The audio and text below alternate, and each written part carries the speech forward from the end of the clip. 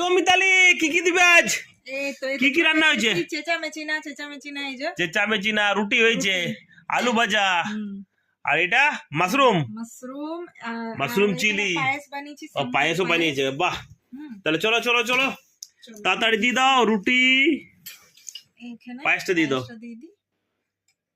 পায়েস দিচ্ছে। আর কি? এই দুধটা দুদিন ধরে ফুটিয়েছি, একদম অনেক গাঢ় আছে। বাহ, কালার হয়ে গেছে। দেখি একবার খেয়ে দেখি, দাও। দাঁড়াও, দিতে আরে তুমি দাও তো, আমি খাচ্ছি। তোমার দিতে দিতেই শুরু হয়ে গেল। দারুন দারুন। লঙ্কাটা দাও, লঙ্কাটা দাও। হ্যাঁ দিচ্ছি, দাঁড়া। মাশরুম, মাশরুম গুলো ভালো আছে, একদম টাটকা আছে।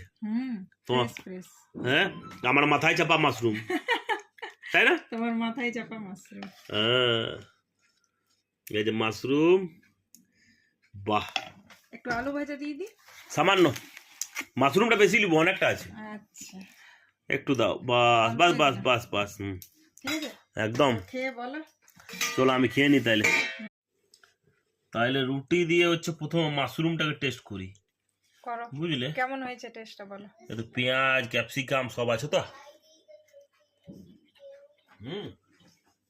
কথা হবে না, ভালো লাগছে।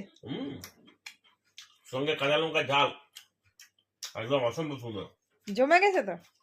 দই, ঠিক আলু আছে, ভাজা, একটু সঙ্গে আলু ভাজা করলাম যদি খেতে অসুবিধা হয়। পায়েসটা কেমন হয়েছে? এই যে পায়েস খাবো এবার। পায়েস আমি খেয়েছি আগে। আমি তো জানি, তোমাকে দিতে হবে না, তার আগে খেতে শুরু করে দেবে।